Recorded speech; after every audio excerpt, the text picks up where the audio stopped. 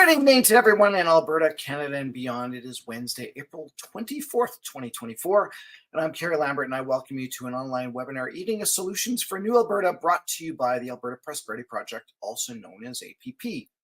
APP's purpose is to educate, inspire, and unite all Albertans, businesses, and organizations to protect the prosperity, individual freedoms, rights, and self-determination by empowering the Alberta government to restructure Alberta's relationship within or without Canada.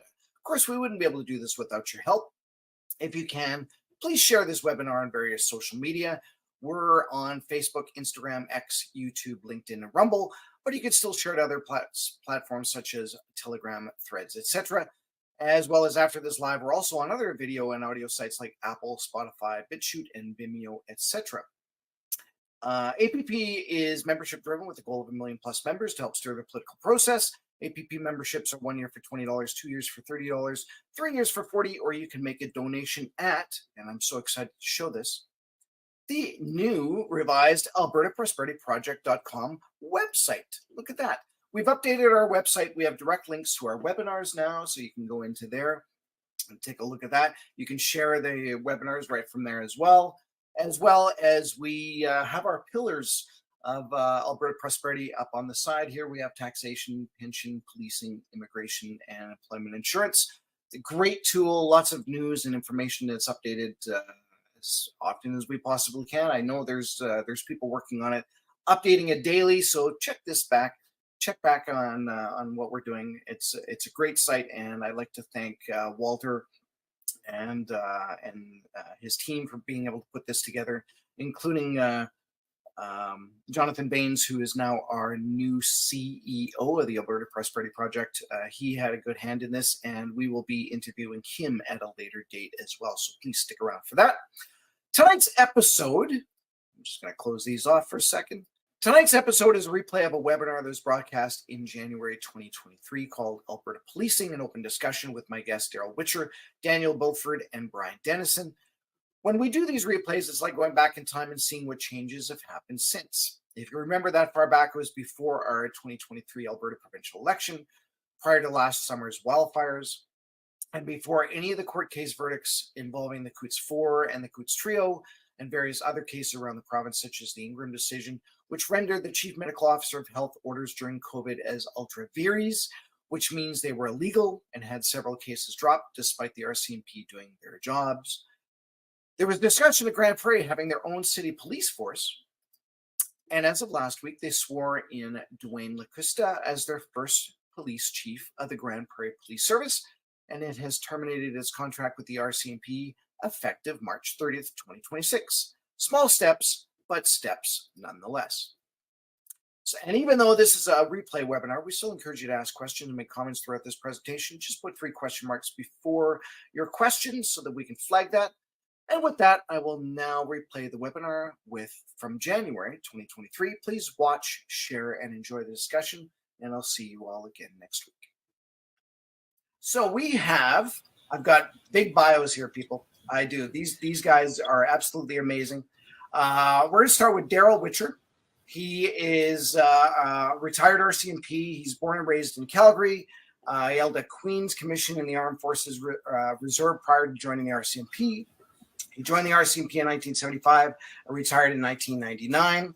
After retirement, spent some time operating a safety business for a number of years, teaching first aid, CPR, and other courses. And over a period of 28 years, trained and earned a 6th degree black belt and is a master in Taekwondo, operated and oversaw schools in Innisfail, Olds, and Penhold. And he has earned a sports nutrition diploma and is a personal trainer as well. And he's living in Olds. So thank you very much for joining us, Darryl.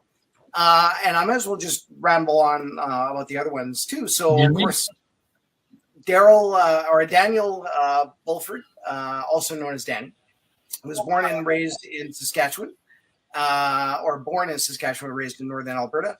And he grew up on a small farm 6 miles north of the small community of Denison. Does that sound right, Dan? Yeah, that's correct. In the county of Grande Prairie, Alberta. And I understand you're actually moving back to Grande Prairie. So welcome back to Alberta. I'm there now. Thank you. There you are. Awesome. Daniel followed the family tradition and became a police officer with a RCMP in August of 2006. He joined the ranks of his father and two older brothers as members of the force, along with his older sister, another longtime employee of the RCMP. After graduating the Depot Training Academy in Regina, Saskatchewan, Daniel was posted to Whitehorse, Yukon. Daniel spent 4 years working on Whitehorse Detachment and was transferred to Mayo Detachment in December 2010. Daniel spent 2.5 more years as a general duty police officer in the community of Mayo before transferring to Ottawa. And in July 2013, Daniel was transferred to the RCMP National Division Emergency Response Team in Ottawa. And during this time in the National Division ERT, Daniel's primary role was a sniper observer, with the majority of his time spent supporting the protection of the Prime Minister and other intentionally protected persons. Daniel officially resigned from the RCMP on December 15th, 2021, after speaking out on behalf of the Mounties for Freedom against mandated COVID-19 injections. Mounties for Freedom is a dedicated group of regular members of the RCMP publicly opposed to coercive mandates and discrimination against Canadians exercising their fundamental right to bodily autonomy. Whew! How was that, Danny? Was that was pretty good? Yeah, that was good. Thank you. And now we've got, last but not least, of course, we've got Mr. Brian Denison. Brian was one of the 24 new recruits selected from over 3,000 applicants to join the Calgary Police Service, otherwise known as CPS, in December 1997. This was his lifelong dream, which he achieved in a very competitive environment during the 90s. After graduating from police training, Brian was posted to District 3 in Northwest Calgary, my district, where he gained valuable frontline police training from very experienced officers.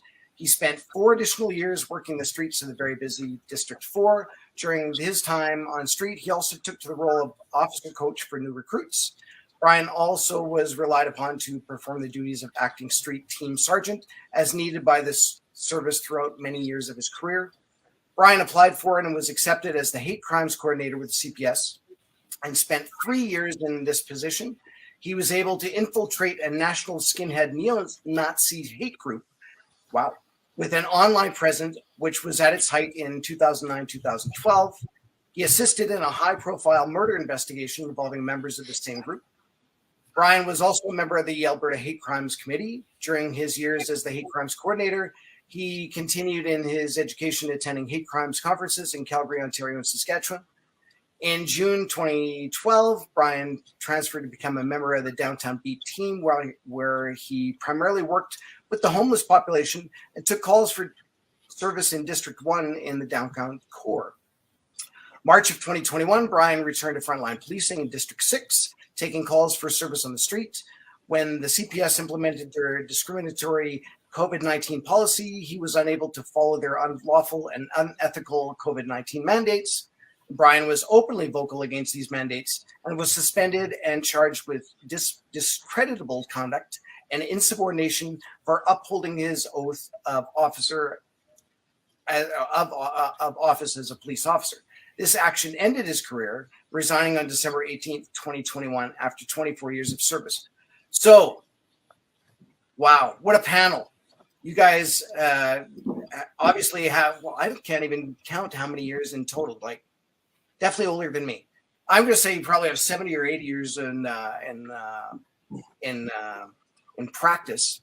So you guys should know everything at all about policing, because I know nothing. And I'm sure pretty much the people that are watching are going to be asking questions too. So I'll, from my point of view, and again, this is just an open discussion because it's an APP webinar. What we basically want to do is we want to find out what would an Alberta police force look like eventually, right? So there's certain things that we need to go through. And I've actually been a pretty good lad, I think. I haven't really been in any trouble with police yet. And it's growing up, you know, we were taught that if you're going to be respectful, good, responsible, law-abiding as citizens, you must respect what your police officer says, what the law says, et cetera, et cetera. And again, the only thing that I really remember growing up with police officers was we used to have constables come to schools and kind of educate us on what was happening in the community, that sort of thing. And now I think in schools, the only thing that they do in schools is have police officers there to enforce laws. Now, I could be wrong with that, but that certainly seems to be the way it is. So it's gone from this we're benefiting the community to now we're just there to uphold the laws. So there's a wide range that we could be talking about during this webinar. And so I'm just going to kind of throw it out there, just talking about what do you think has happened over the last few years in terms of our of how the public response and perception is of either the local police officers, being say CPS for me, or RCMP. What perception does the layman out there in Canada have, and is there any way that we can probably fix that? Let's start with Danny. You're in square number one, so let's start with Danny. Okay. Well, a lot has changed from Yes. my own perspective about policing in Canada, especially this last 2 to 3 years. You know, I think there was a real push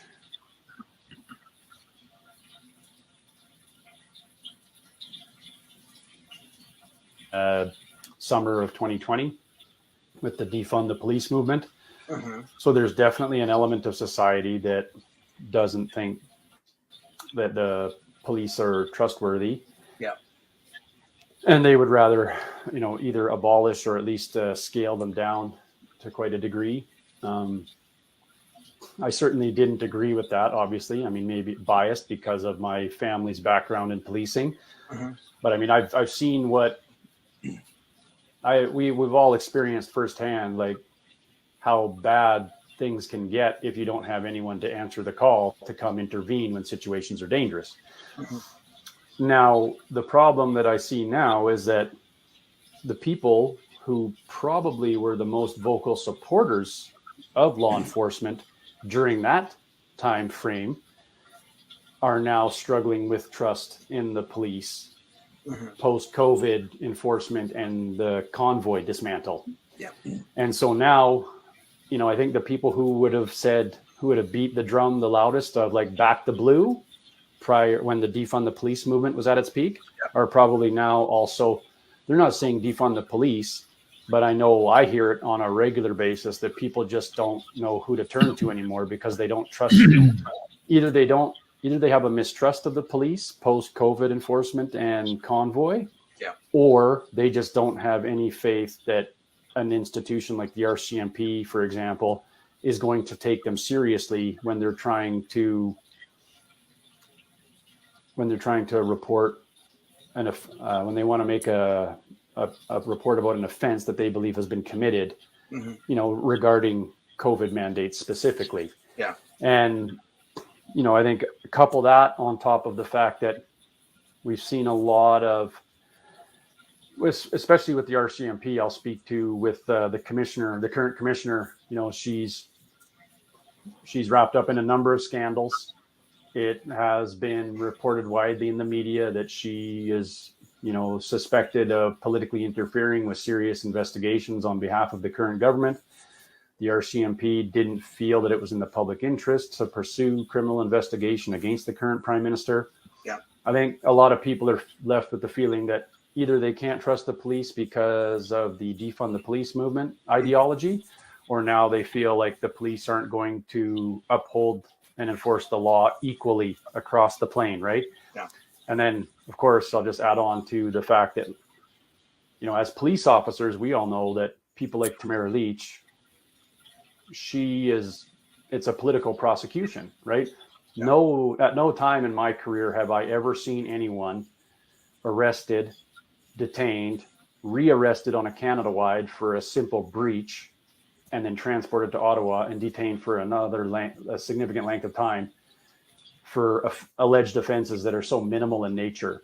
as opposed to, the violent offenders that just seem to get the revolving door treatment.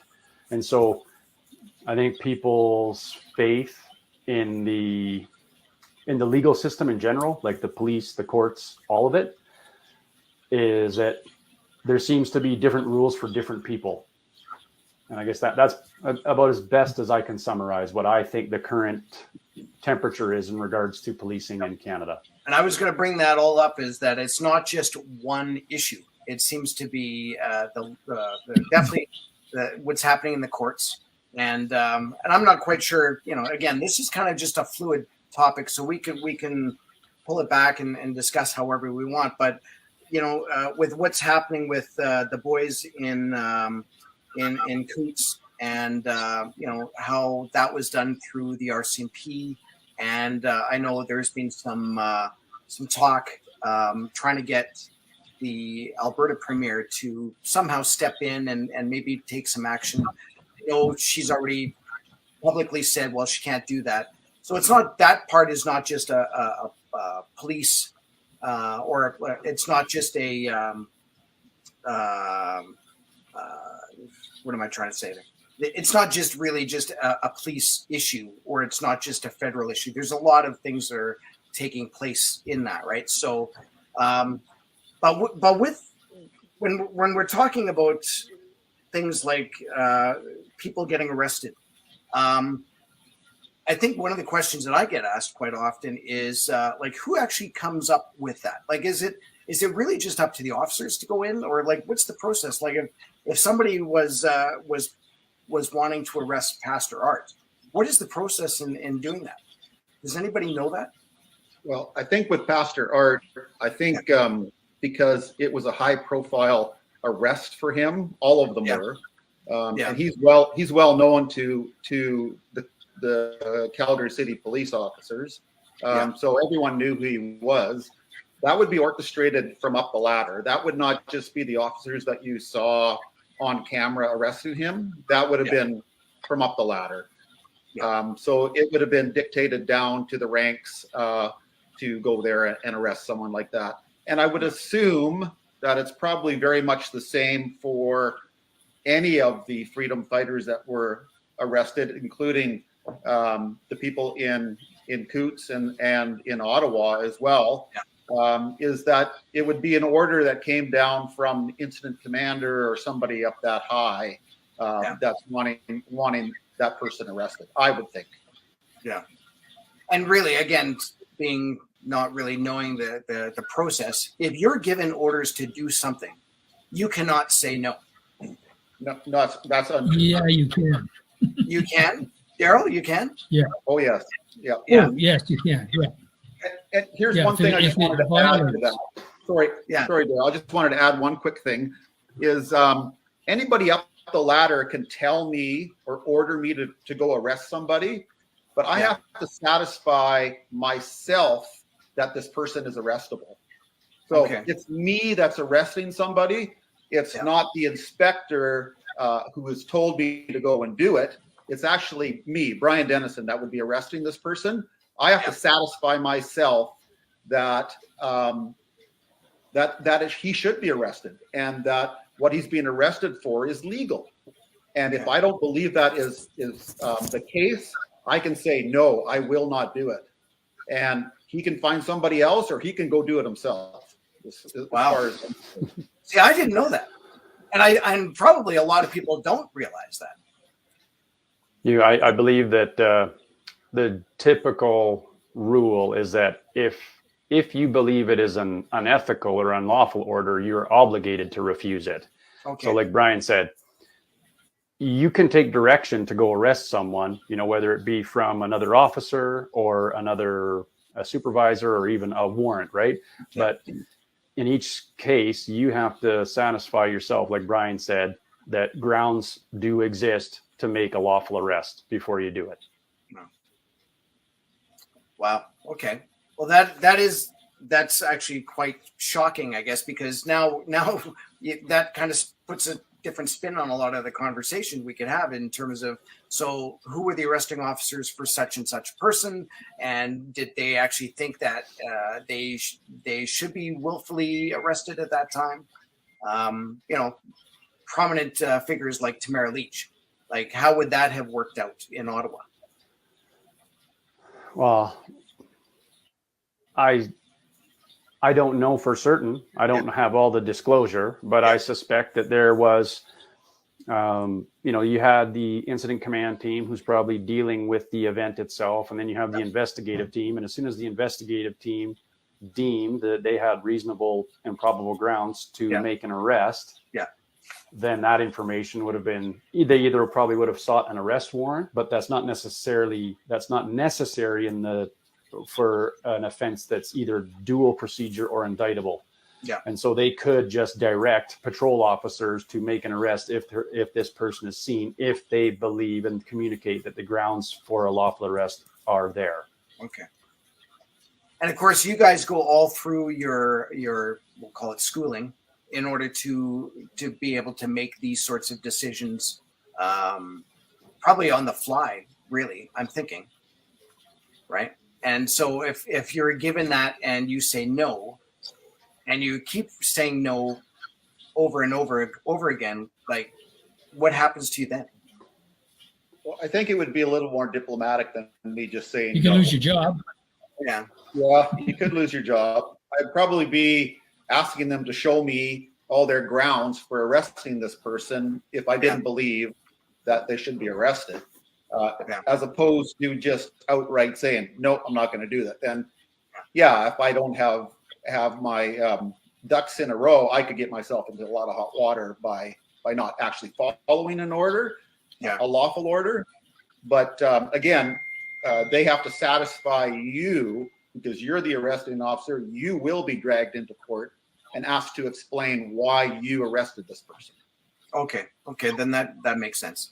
Because again, there's been so much that has happened over the course of COVID, with tickets being issued, with people being arrested, people being put in front of court, and I do find it interesting that the officers that would, I'm assuming, even be issuing tickets would have to be fully into that, saying yes, these people should be getting a ticket in order for them to go into court to actually talk about it.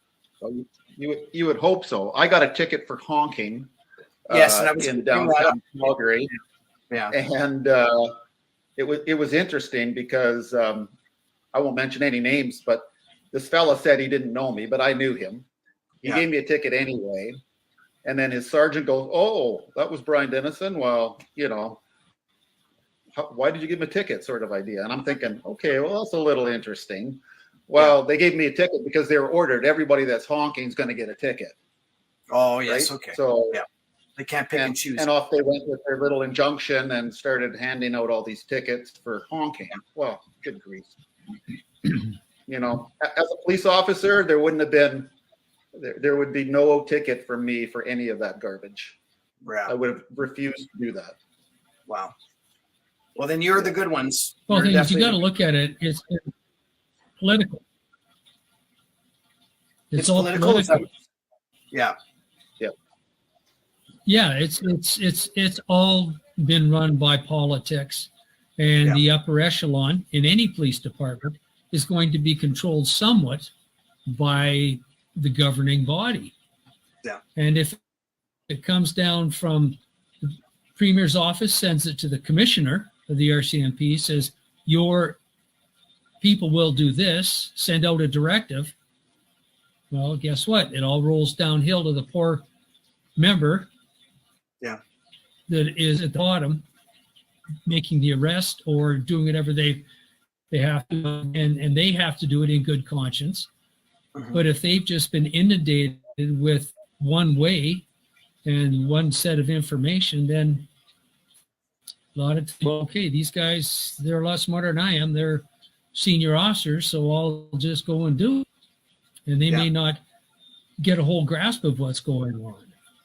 It's difficult to say for the actual. We could look back at it now and say we should have done it this way, or they should have done it that way.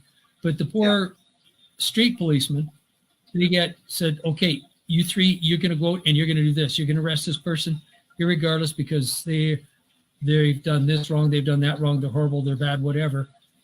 Yeah. So the member just goes out and does it.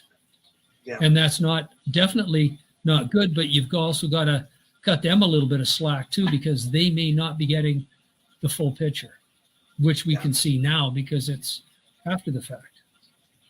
Yeah. There's definitely political interference within our police agencies, I would say. And just speaking of Calgary Police Service, and the chief that's there is directed by our police commission. And the police commission, there's two people that sit on it, or there were two people that sat on it that were totally against the police. One of them happened to be a Black Lives Matter activist before he became a council member. And he's sitting on the police commission. So, you know, they're directing the chief what to do. And I don't have much credence to put into the chief of the Calgary Police Service either, because he's buying into all that stuff and allowing that type of political interference to dictate his job and what he tells his men to do. So I've lost total respect for him. And I just want to touch on something that Danny had said just in the opening there, is that about what people's the way that they see the police officers nowadays. And it comes back to kind of what I was just talking about there. It starts at the top, and the top is the police chiefs, the commissioners, and all those people that are actually running the police agencies. And most of those guys up there haven't been police officers for 10, 15 years. And they've lost sight of what it is to be a frontline police officer. So they're telling their people to do stuff that wouldn't be what a normal police officer would be doing in the way they think and the way they operate and the way they do things on the street. But the people that I've talked to since all of this has come down with the vaccines and all the Freedom Convoy and all that stuff, is Danny talked about the people that used to put the blue lights on, especially in Calgary. They changed all the outside lights of their homes to blue to support and back the blue. Those people have come up to me and going, I will never do that again. They were the biggest supporters of the police. And that happened to be the people who wanted their freedom. And then the police came down heavy and hard on all those people, not, I think, thinking that these are our supporters, but they were politically influenced to do that. But they were politically influenced against their biggest supporters. And now that support is gone. And to bring those people back, it's going to be a really tough road to go down. And again, I'll come back to it. It starts at the top. You need to have some really key people at the top that really know what it's like to be a policeman and what it's like to police citizens of Canada. Not act as a government agent, but police people of Canada. And that's who you're working for. You're not working for the government. And so I've seen a big demise in the way people see police, and even the way police hire nowadays. They hire who they can get. They don't necessarily hire who's the best. And that's why I put that in my bio. I actually wrote my test in the U of C with over 3,000 people in 2 days for 24 positions. Nowadays, you know, if you can write your name and you can do a little bit of an essay, they've lowered their standards so low, and there's not that great of applicants anymore. So what do you get coming out the other end? You don't get the same caliber of people that they once could have. So sorry, I got off on a little tangent there. Do you think that if I could speak to that, Kerry, just for a second? Yeah, absolutely.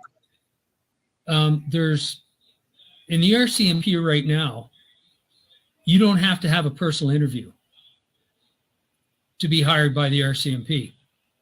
To flip burgers at Dairy Queen, you got to talk to the manager 3 times usually. Yeah. And not in the amount of police now. You don't have to have a personal interview. Yeah. If you have a degree of any kind, it doesn't matter if it's in police studies or basket weaving. Oh, that's a big plus. And it's just watered down so badly now. They say, well, we have X number of this type we want to get. We've got this number. We want to be politically correct with all our hiring practices, and all that. But to go back, and I'm going to, because I go back a long ways, and what policemen and policewomen have to do: park your darn car on Main Street, get out and walk, knock on doors, go into businesses, ask them, how are you? What's, do you have any problems? What's going on? Hey, my name's Darryl Witcher. I just got transferred here. You're an insurance company. Who do you represent? Like, what do you do? And you get to know the people. And that's what the police don't do anymore. I can tell you for a fact, in the town I live in, I don't see the members unless I have a direct contact with them with I don't see them walking the streets. I don't see them patrolling the school zones. I don't see them doing what policemen used to do years ago to get to know the communities and to be involved with the communities. You don't do your 8 hours and go home. You do your 8 hours, you go home, you have supper, and then you go out and you teach Taekwondo to 50 or 60 people, or you coach hockey, or, play badminton. It doesn't matter. But the policemen these days, men and women, doesn't matter. They just aren't involved in the communities. And I think, Brian, you can probably agree with that from being a street hoofer yourself. Well, that's why I ended my career, was on the street. And I'll tell you that's another problem, is that they expect the street guy to do more with way less. And the streets, for instance, my team should have been 16 people. We had 9. So you have 9 people, 3 call in sick. What do you have? You have 6. So all of a sudden you got 6 people working from 4 o'clock in the morning till 7, when a lot of bad crap happens. And you're this side of the district to that side of the district, you're back and forth. So they expect you to do so much with so little. And that's what I mean by the hierarchy. The chiefs and all those executive guys above us are so out of touch. And I'll give you, for instance, my chief sat in my parade before I started shift. This is before he wanted me to go because I was so egregious. He was sitting in there asking what they could do better. I said, well, you and your whole executive team should come out for a whole round of shifts. That's day shift, night shift, all of them, and do everything you ask us to do all the reports, meet all the people, do all that kind of stuff.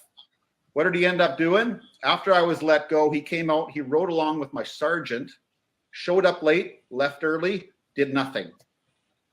You don't know what's happening on the street. They have totally lost touch, that they don't see that the poor policemen that are running ragged, trying to do the job, don't have time to do anything.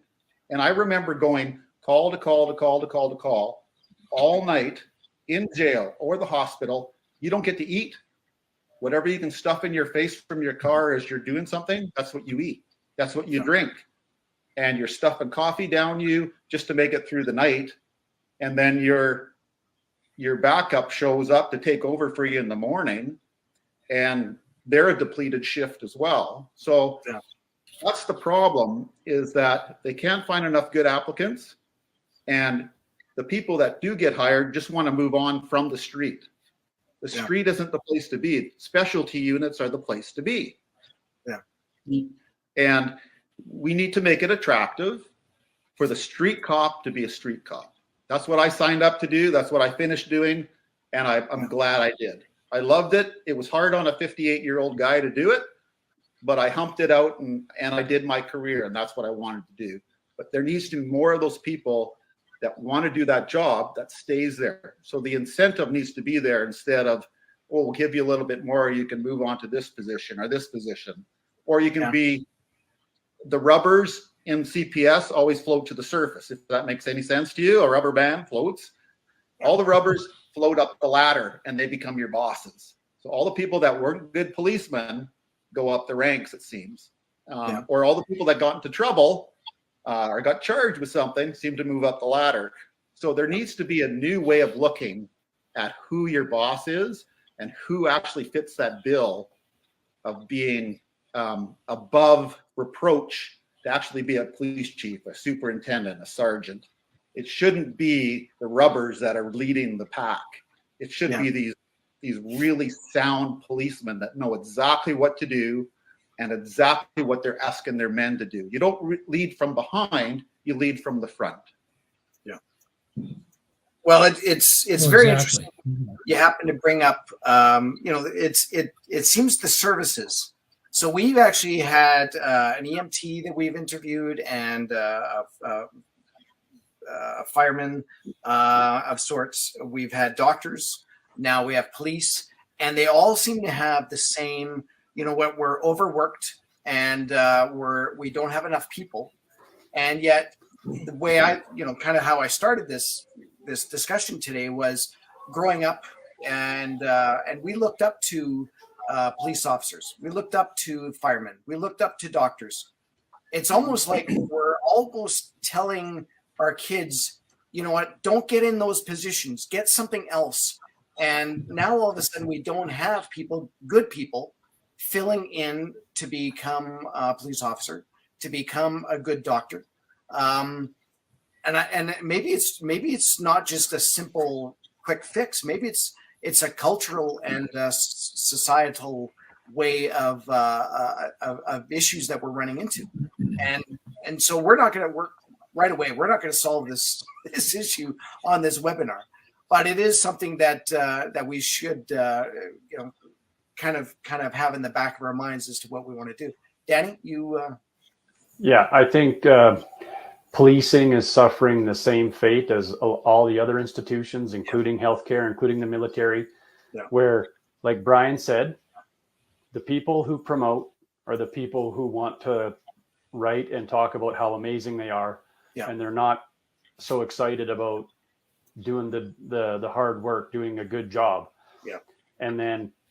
So I think we're in a crisis of leadership, right? Like Darryl and Brian have both alluded to. It starts at the top, right?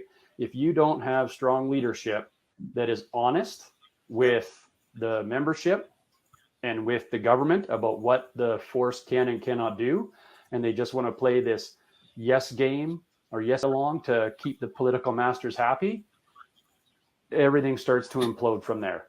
And we're promoting people based on everything outside of competence, right? And I think that's a societal problem in general. People are afraid to tell the truth, and people are afraid to say, you know what, maybe you're not the best candidate for the job if it doesn't suit the woke ideology narrative. You know what I mean? Yeah. And I've worked with amazing police officers of every race and any gender. That's not the issue. There's competent people. You can find competent people, but that can't be the only reason why someone gets promoted or why someone works up the ladder.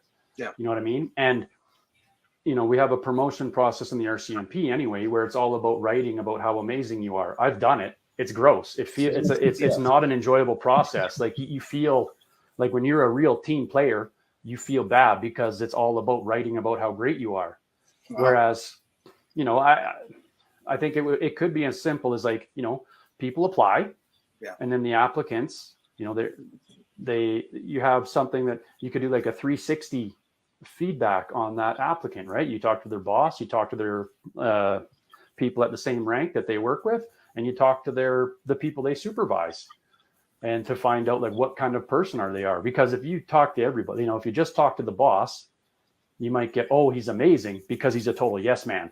Yeah. Whereas if you talk to another NCO that's the same rank, you might hear, yeah, he's okay, but he's not a real firecracker. And then you might talk to the people that he supervises, and they're just like, he's terrible. I can't wait to get away from him. All he ever does is just he's super indecisive. He's afraid of his own shadow. He won't make a decision when we really need it.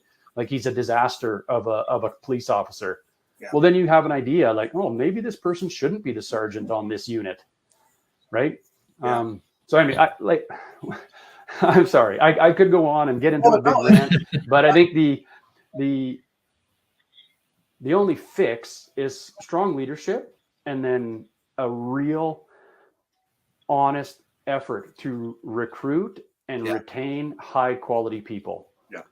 And like Brian had said, people are super burned out because they don't have enough people to do the job and they just keep getting asked to do more and more with less. And so you need to invest in those people. You need to get high quality people. Yeah. You need to equip them really well. You need to, don't be afraid to spend money on high quality equipment and high quality training. Yeah. And that if you do those things, you will have a very professional police force. Yeah. And then if you can't recruit enough high quality police officer candidates, well, then maybe you need to focus on, well, maybe we can hire more administrative staff to alleviate the admin workload from those officers. So those officers can spend more time being operational police officers on the street. Because I mean, it's a lot harder to recruit and train and retain a high quality police officer than it is to find someone who is really good at administrative work. Yeah. Right. And it's a totally different skill set. Absolutely. Right. Like, and you can take, I've given this example before. You got 6 months to take someone who's a civilian with zero experience in policing or military or anything. Yeah. You know, they've maybe never even held a sidearm before. And you got to teach that person in 6 months' time to drive for their life and someone else's, to fight for their life and someone else's, and to possibly win a gunfight on the very first shift of their career. Yeah. And so you need to just cut through the fluff and focus on training them in the core operational skills and knowledge necessary to be a good, solid frontline cop. And then everything else can be developed from there. Yeah. Those would be some of the biggest priorities for me if I was like a new chief of a police force. Yeah. Yeah. Well, maybe you should. Yeah, I think I'm blackballed from policing in Canada. Well, speaking of Canada, so maybe one of the ways that we can kind of steer this direction is, kind of how we opened it up and saying, what would an Alberta police force look like, right?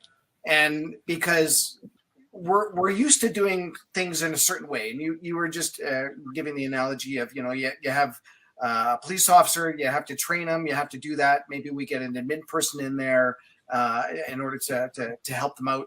Well, obviously you can't do that and have an admin person and also give them managerial skills in order to actually learn how to coordinate groups of officers, as an example. So do you end up parachuting someone in to do that sort of thing? Like if you had to start with a brand new province or a brand new whole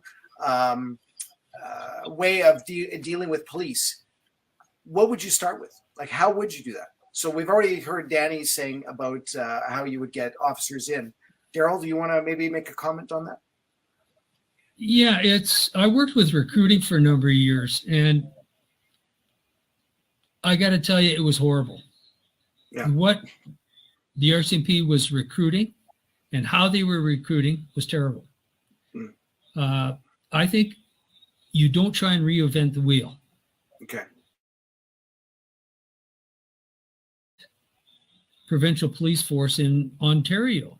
Mm-hmm. And Danny and I have talked about this, and don't try and, I don't know how a provincial police force works, parachute somebody in. Yeah. Somebody that really knows that's just a cop that went through the ranks and, he's been in the mud, the blood, and the beer and knows administration. Okay. You pay him a good wage and say, come on in, let's sit down and write out what we need. Yeah. And that's the way to start. And then you have some other experienced people come in and assist. But recruiting is the biggest thing. All I ever wanted to do was put bad guys in jail. Mm-hmm. Since I was about 7 years old, I wanted to be a Mountie. Yeah. Luckily, I fulfilled my lifelong dream. I was a Mountie. Okay, great. Did I want to do other things? I waited till I retired to do it. Mhm. But there's lots of guys that have the opportunity, like I'd have given my eye teeth to taking the training Danny had Mhm. to be able to shoot the wings off a fly at 1,000 yards. That would have been great. But working detachment and freeway patrol or highway or whatever, you were busy trying to hone your skills on that. Just the way Danny had to hone his skills into what he was an expert in, as well as Brian, the units that he worked with. So, okay, let's suck some information out of these guys. Let's get them on the, maybe the hiring board or the, a committee to, okay, what do you think we need? And then go from there. But you start at the top, get somebody in that really knows how to do a provincial police force. Yeah. Don't model it after the RCMP, for heaven's sake. Yeah. CPS. Don't take a broken model and try and fix it. Yeah. Start new. I would say that's basically the way I look at it. Sorry. Yeah, I would say I've been very fortunate with my previous career in that I got to work with multiple police forces, municipal, plenty of Mounties from all across Canada, OPP, NQ, and Quebec Provincial Police, the Sûreté de Quebec. Yeah. And consistently, I was the most impressed with the OPP. I mean, they're not perfect. They have issues like every service does. Yeah. But I've always been really impressed, like whether it's their surveillance teams, their investigative team, their tactical unit is world class. They're a legit police force. Yeah. And they just so happen to give me a little bit of faith that there's still some really solid police out there in Canada with the testimony that they gave at the Public Order Emergency Commission, because they were very, very frank, very fair, and very factual. Yeah. And I think that like exactly what Darryl said, you don't need to reinvent the wheel. Like, go to them. They are probably the leading expert in a large province police force, especially one that would be very similar to Alberta as far as a lot of rural community policing. Yeah, that's right. Because the big cities are going to keep their services, right? Yeah. I think they would probably be the best example to follow in Canada that I can think of. How does it work in Ontario? Do they also have RCMP as well as the OPP, or? Yes, but only for federal and protective policing. Okay. Or integrated units also.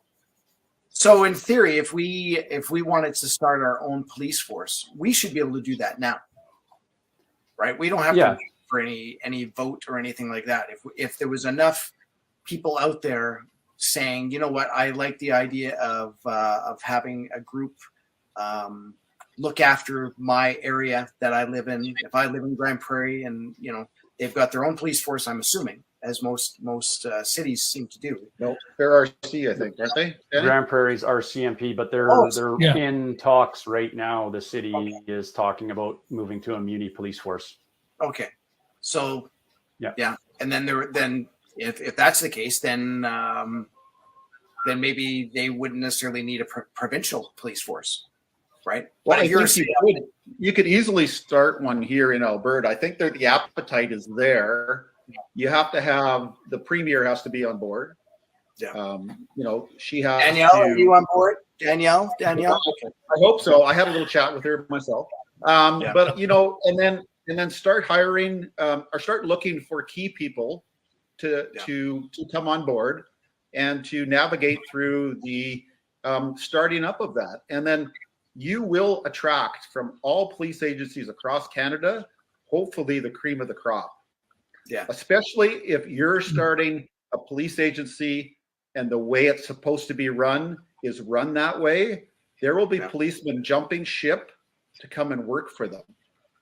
I know I would have if I had a better place to go than where I was in the end. I would have jumped on ship, no problem. I'm an old guy, so they probably wouldn't have hired this old guy. But there's a lot of experience out there, and I know a lot of policemen. I know a lot of IT people that worked for CPS, and these are cream of the crop. These are people that you would want to work for you, and that would lead that police agency onward. And it would be, as Danny said about the OPP, they would be like a world-class policing, and they would be somebody that could model for the rest of them. Yeah.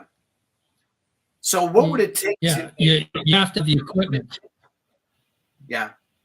And the money. You have to offer a good dollar, because these days, you can't say, well, you're going to work your way up to making a mediocre wage. No.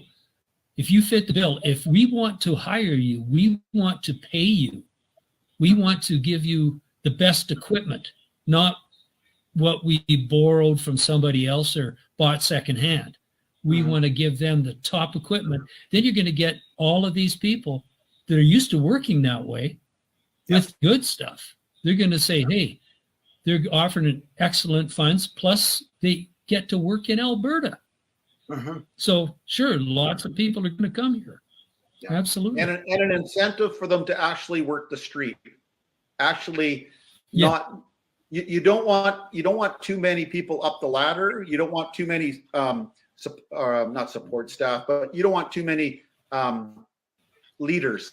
You want to have more worker bees. You want to have more policemen on the street, because that's where most police agencies are lacking.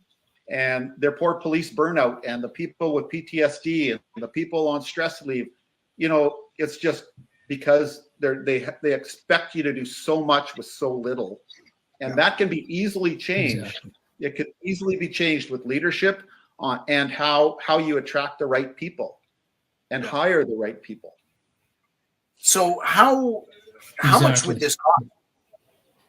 I know you guys aren't the financial awareness gurus of knowing exactly how much it would cost to actually run a police force, but I'm thinking, and this is just off the top of my head, we send a lot of money from Alberta to Ottawa, who then divvy it up into the RCMP. If we said, you know what, we're going to start our own Alberta police force. That's a terrible name, APF. I don't like that. But Service, APS. Start up with that.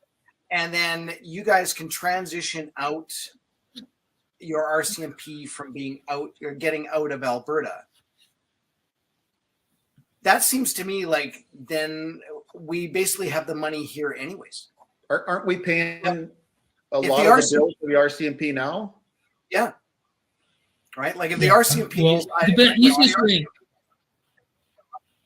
Kerry, the easiest way to get a budget is say, give us the same that you're giving CBC. Yeah. I guarantee it'll be a better investment. Well, no, and the problem is we don't know exactly what the money is that's going to the CBC. We think we do, but I'll bet you there's so many other secret. That's another topic. Yeah. Policing the CBC. But like as an example, if it was say $2 billion is basically to run a police force in a province, and again I'm just making that number up. I have no idea if that's a good number or a bad number. If that money was originally going to go to Ottawa, we would just withhold that and we run our own police force. Essentially, yes. Yeah, I don't think there would be that big a deal to do that.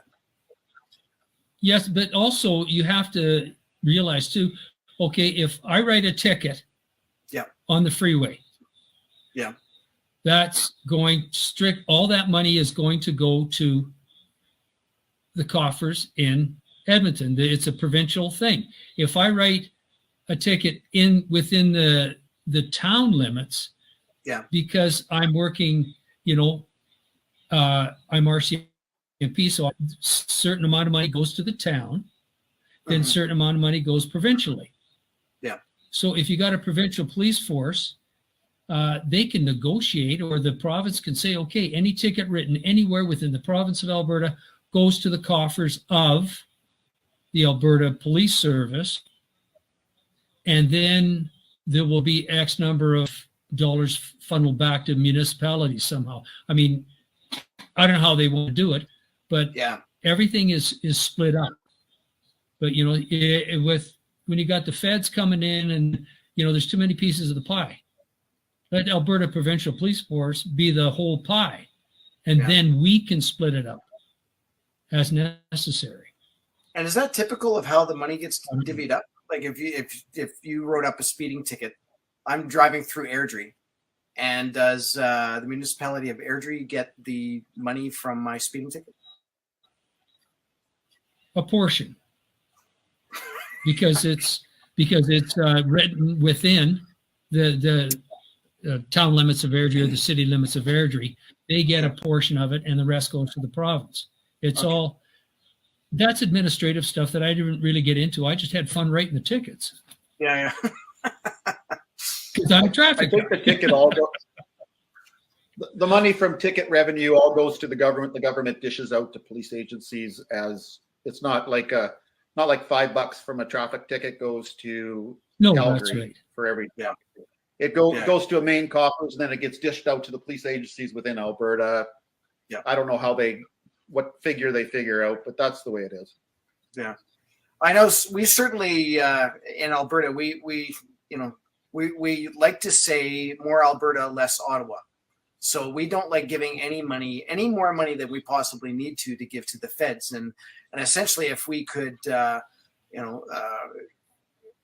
work out some sort of an arrangement where the RCMP is less of a factor, I think most people would enjoy that. Now, having said that, there is a billboard on Highway number 2, and I think it's by Bowden. I could be wrong, but it's around there.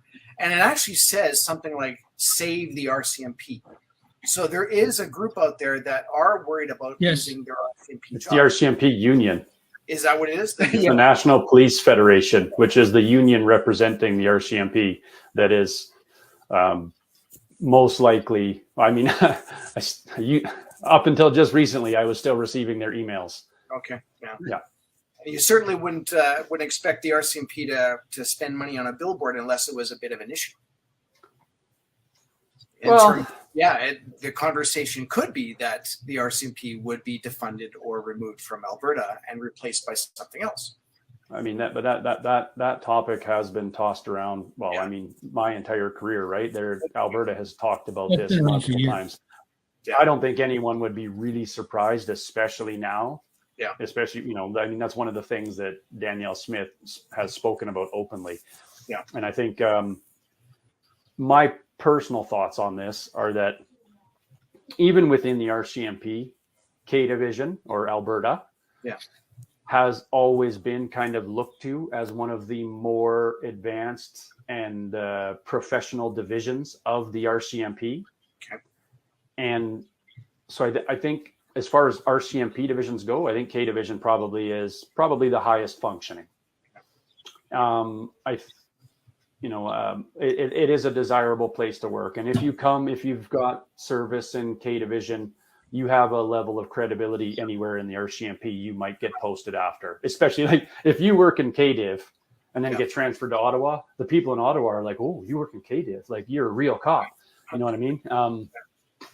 So I think there's a lot of officers that already exist in Alberta that would probably want to remain and would probably patch over. I think a lot of them would. You might have the odd person that's posted somewhere that they're not real crazy about. They don't like where they're living and working at the time. As an RCMP officer, they might pull the chute and go take an RCMP transfer somewhere else just to get out of that location. But I think a lot of the people that are kind of they're established in Alberta with their career and their family, they would probably want to stay. Yeah. And I think on the budget side, I don't know a lot about how how much different divisions are budgeted, but I suspect a provincial police force would be more expensive than the RCMP. I don't know how much, because K Division, they do seem to invest in their people. Like I said, they're pretty well respected within the Mounties. Yeah. And so I think they probably do invest in their people pretty, a lot more than other RCMP divisions do already.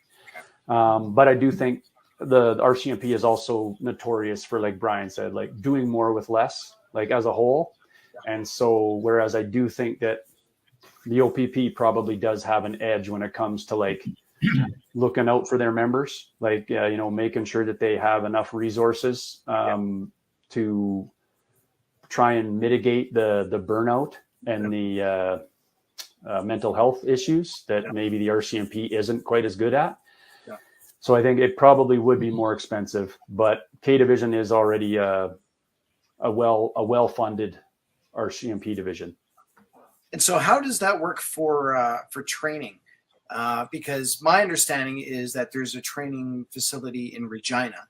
And again, not knowing all that much about the RCMP, but it sounds like everybody has to go through Regina, and whether you're working all across Canada. But is there other places to go and train? Like, in other words, would we end up having to create our own training facility? And does the OPP have their own training facility? The OPP does have their own training facility. Brian. Yeah. Where did you train, Brian? Calgary? Yeah, Calgary has their own training facility, but I have heard rumors about having a provincial police college sort of idea, sort of the same sort of thing as in Ontario, which would be an easy way of doing all of the provincial police in Alberta. But I know a lot of the police agencies do train, like Edmonton does their own.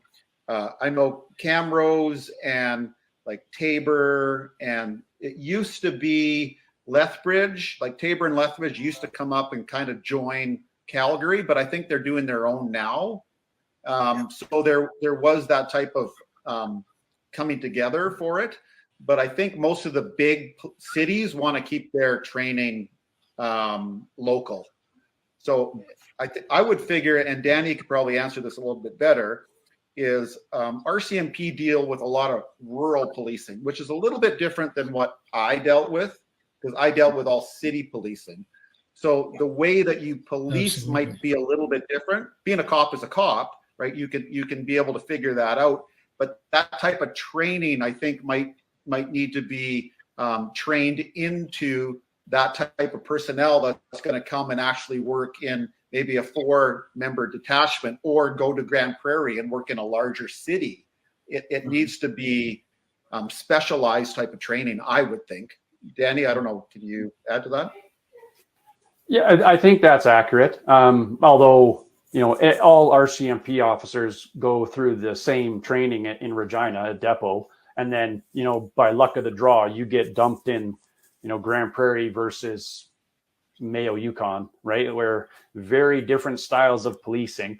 I think it's probably a good idea to send brand new recruits to the bigger, busier detachments, because you learn a lot in a very short amount of time. And then that's skills that you can take to any other smaller detachment where you have to work more independently, because you just don't have the human resources that a bigger detachment would have. Yeah. So, I mean, that was almost the perfect scenario for me. I went to Whitehorse, which was like a 24-hour city policing environment, like not crazy busy, but busy enough that you were just you're chasing the radio, like call to call to call.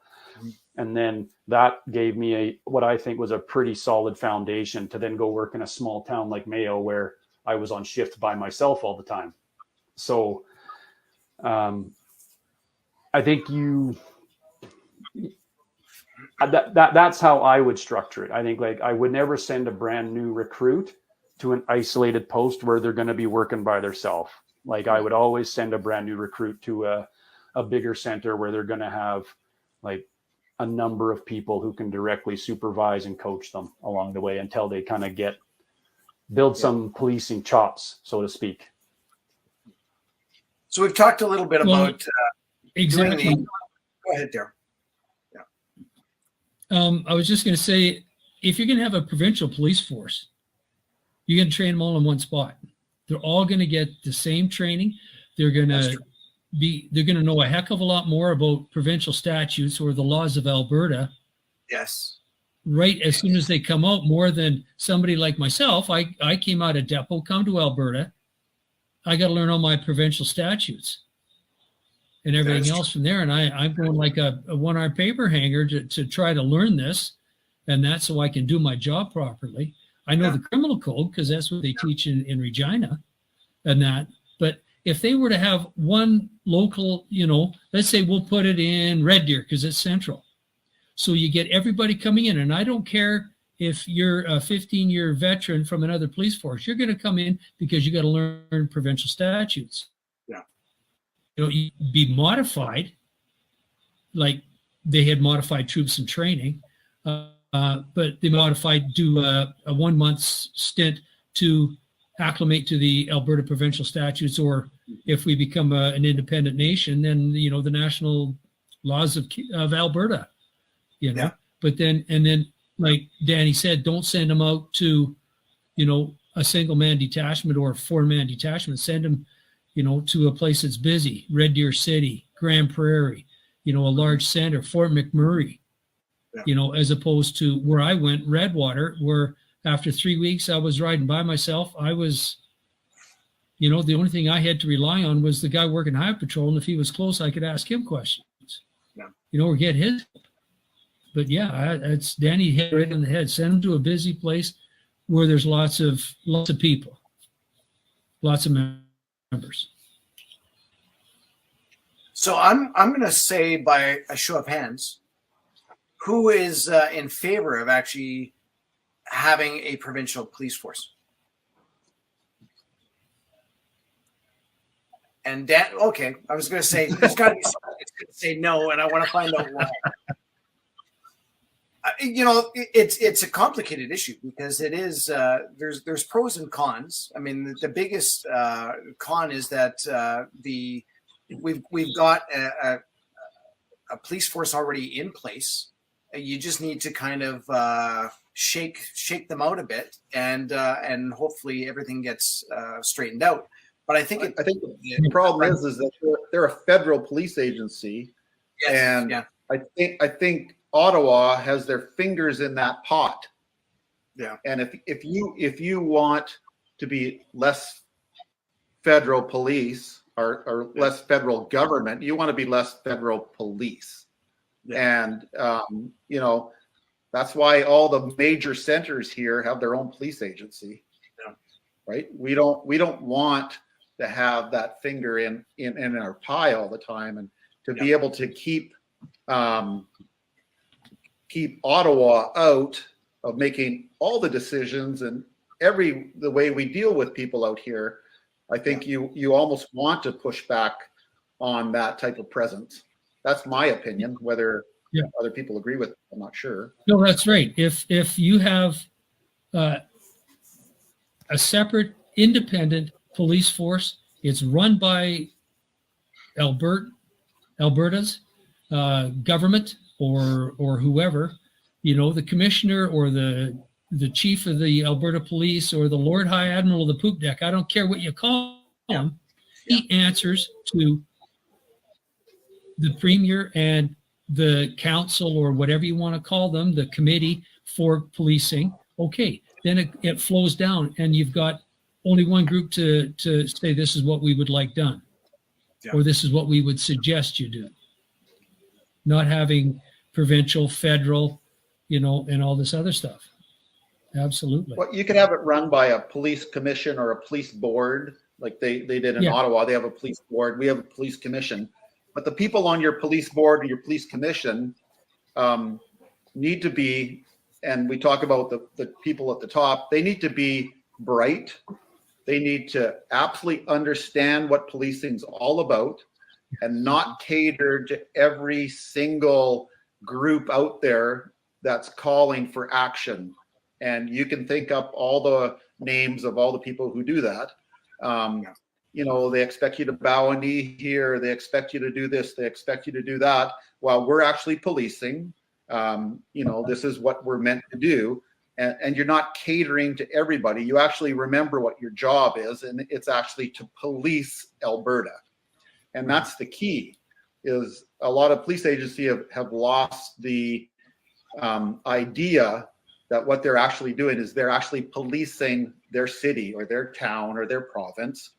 And they're acting beyond that of being the long arm of the government in many cases that we've seen in the last 2-3 years. Yeah. And that comes from the leadership. That comes from the people who aspire to be in politics. And a lot of these people who are at the top of these police agencies, they want to do other things when they're done. And who do you please? You please the people that you want to become. And that's what they're doing. And you can see it. It's clear as day. And just look at the Calgary Police Service. I can guarantee when he's gone, he will be trying to get into politics. And he should be gone really soon because as of this year, he's got a 13% approval rating from within the CPS. Isn't that interesting that someone with that type of approval rating can actually be a chief of police of a major center? Yeah. Weird, well, it goes with mayors and prime ministers too. Yeah, it does. Again, the rubbers flow to the surface. Yes, it does. Yeah. So I'm just scrolling back through the questions. People are asking, when are you going to get to the questions? When are you going to get the questions? Well, we wanted to kind of finish up at least this portion and talk about how we could even do this provincially. And again, there's a lot of logistics that we would actually need in order to get into this. But a question that does come up quite often is how do we fit the Indigenous population into this police force? And again, I know nothing in terms of how the RCMP police the reservations or anything like that. Like, does anybody have any idea on how that works? Not really, other than I don't care who you are. Yeah. You want to become a policeman. Yeah. Fit the bill. Yeah. You can't have a grade 6 education, and because you are a native, be allowed in. No, you got to have a minimum grade 12 education. You got to fit the physical bill. You got to be able to write the exam, pass the exam, pass the physicals. Yeah. That's the way we don't show any favoritism. You're right. That's the way things used to be when you used to be hired specifically based on your merits. And now it's like, well, okay, let's see. Out of 12 people, I have to have 4 in this category, 3 in this category, 1 in this category. Like that is ridiculous when we're looking at hiring. Well, I have worked. Kerry, I have can worked tell with you every. stories. Yeah. I have worked with every race that you can imagine, and some of the best people I've worked with were not white. Some of them were, some of them weren't. But there's a lot of Aboriginals that work on the reserve in the RCMP, or if they have their own police agency, they work there. But there's a lot of white people. There's a lot of Asian people. I think that's where society has lost sight of actually, we're all actually human. It doesn't matter what we look like here, what color we are here. Hire the best people for the job. When you hire the best people for the job, you'll actually have a great outcome, because these people, though they might not all look the same, they actually all think that we're going to do this job the same. It doesn't matter what I look like. It doesn't matter where I go. I can police whoever. It doesn't matter. And that's where society has lost sight, is they have pigeonholed, depending on what you look like, what color your skin is, what language you speak. If you're here as a refugee, they pigeonhole all these people, and they want to actually cover bases for everybody. And that is wrong. And they try to say that, well, there's too many white guys in policing. Well, like that has changed. That is not the way it is anymore. And we just want the right people. I don't care anything else, just the right people. Everything else doesn't matter. You can be any gender, two genders. You can be any of those two genders, or you can be any color, doesn't matter. Just actually pick the right people for the job. Yeah. Yeah, I would just like to add my one comment on that when people ask me about this specific issue, is that when I was going to a high risk call, I don't care if you're male, female, black, white, indigenous. I don't care.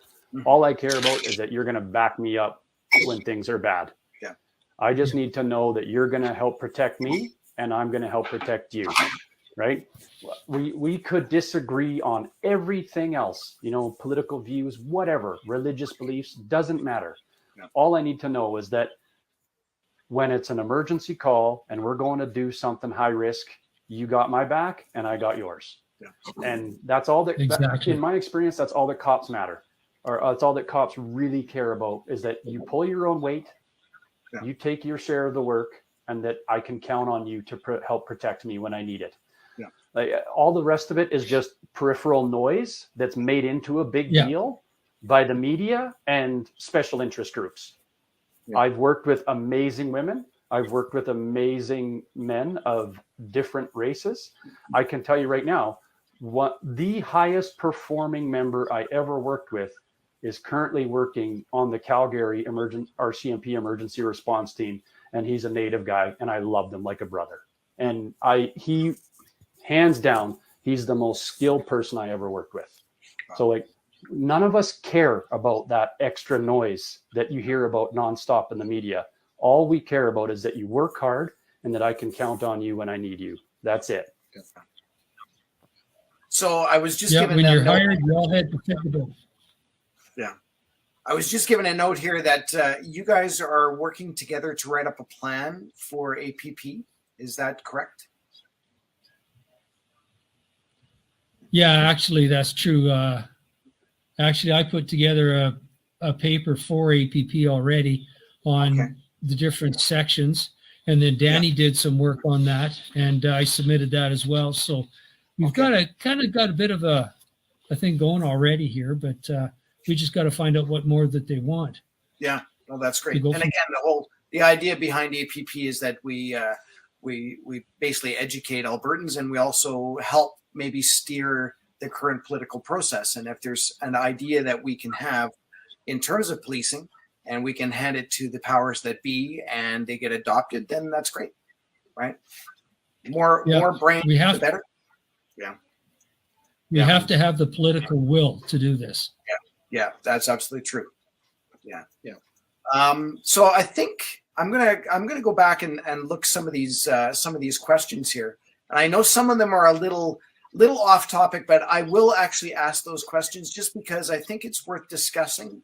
Because if people are willing to ask the question, I think we at least have to be willing to possibly even ask or answer it.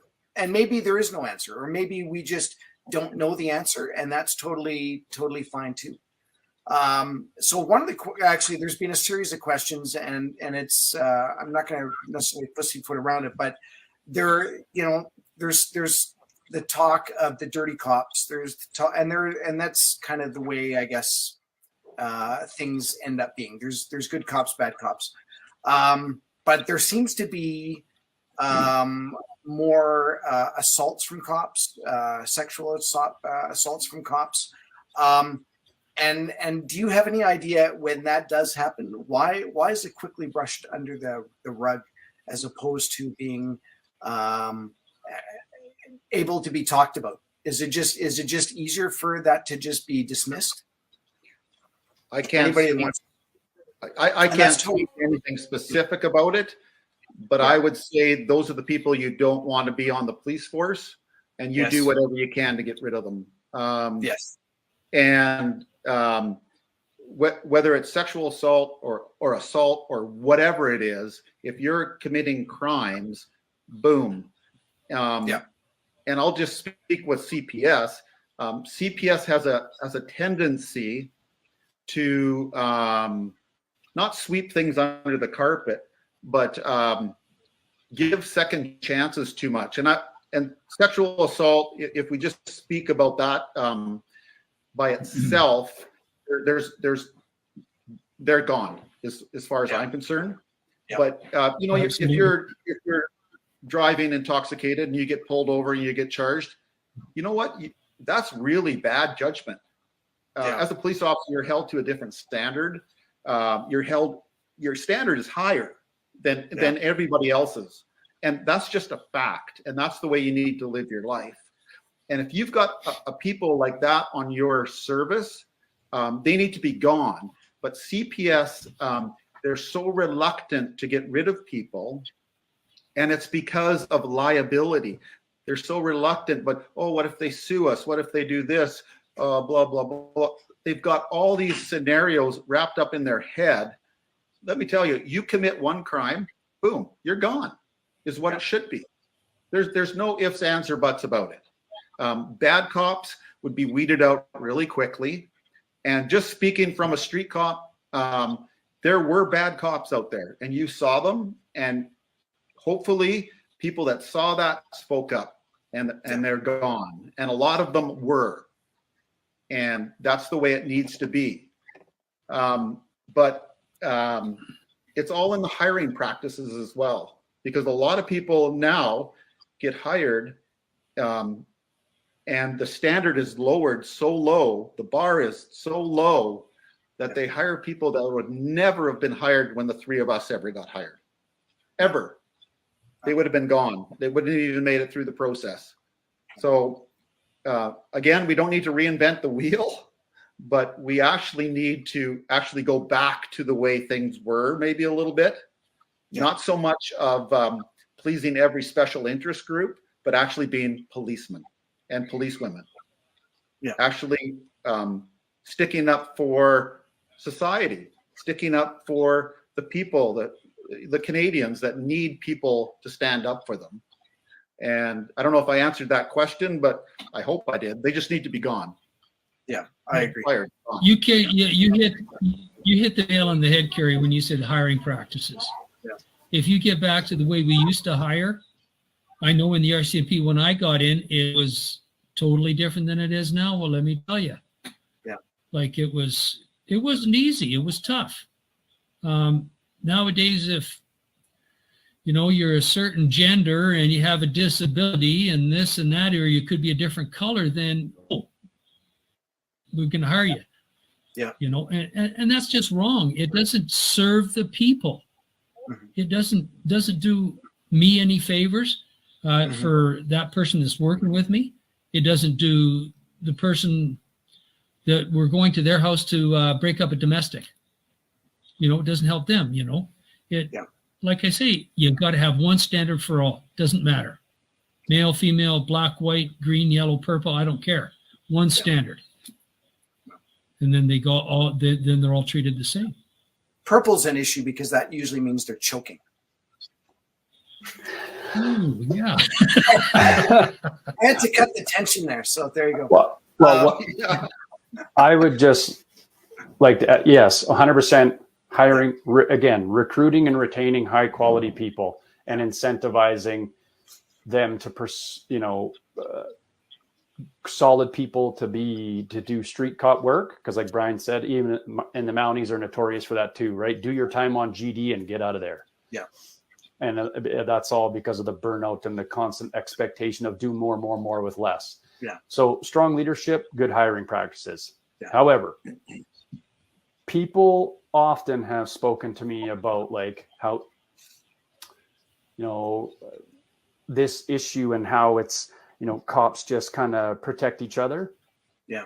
And that is not my lived experience when it comes to something serious like corruption and sexual assault. In fact, like my time in the Mounties, it was the complete opposite of that. If you did anything that brought negative attention to the RCMP, they were going to sewer you in a heartbeat. Wow.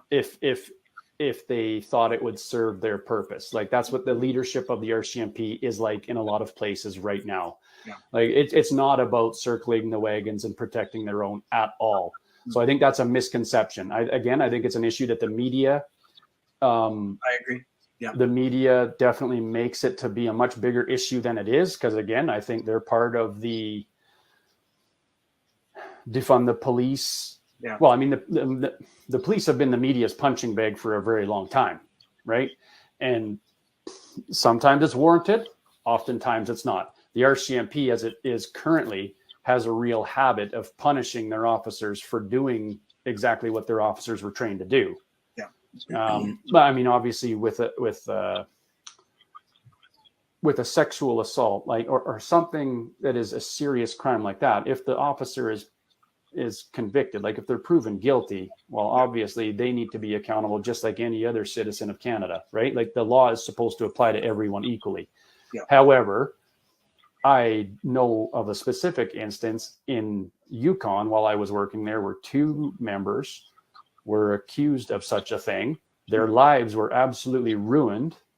And in the end, after 2 to maybe even close to 3 years, after the trial, it was evident that it was a malicious complaint made by the alleged victim.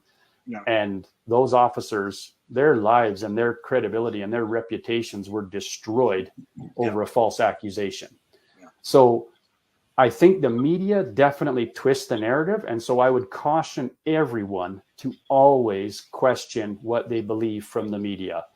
I always recommend try and get your information from as close to direct from the source as you can, because you cannot trust the mainstream media. They will twist everything to fit the narrative that they want their story to get clicks and to get views and to get ratings. So that's my experience. My experience is that if I ended up in a shooting, even if it was completely lawful and completely justified, but it made the RCMP look bad, you better believe the RCMP was not going to protect me. They would throw me to the wolves if it served their purpose. That was my experience anyway. Wow. And again, that's great to a point. But also you need a police agency that's going to stand up for its guys as well. And I'm not saying cover for them. I mean, stand up for them. And when you talk about frivolous complaints, I've had a few of those in my career. And the problem is they can say that I did something illegal, and then it gets proved that I did do nothing such as that. But they entered into this complaint, but there's no repercussions for them.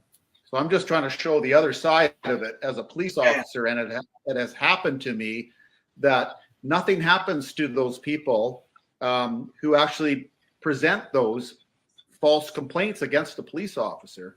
And that kind of lends myself into the next little thing I wanted to talk about is the way that society now has come down so heavy and hard on policemen. And you can't almost do anything right ever. Doesn't matter what you do. You can run into the most dangerous situation. Somebody pulls a knife on you and slashes your shirt open, and you actually end up having to take his life and shoot that person. You're still demonized as the worst thing in the world. Well, why are you? That person could have actually done that to your loved one. But we, as policemen and policewomen, have stood in the way of that. But I think society has lost sight of that for a vast section of society. They've lost sight of actually what we do. And a lot of people don't understand really what policing is. It's a totally different world. And if I was to sum it up to people that have no idea what policing is, just think that we live in a different world. We actually protect you from that evil world that's out there as best we can. And a lot of people don't understand that. And that's where that thin blue line came in that everyone's so up in arms about, is because our uniforms are usually dark blue, is what it's predominantly been. We were that line between good and evil. And that's what we did as policemen and policewomen.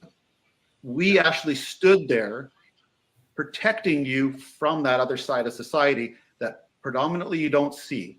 Nowadays, you hear it all the time in the news, but you don't live it. We lived it. So when frivolous complaints come up against policemen and nothing happens to those people that lied about you, that's a problem as well. Yeah, no, I agree.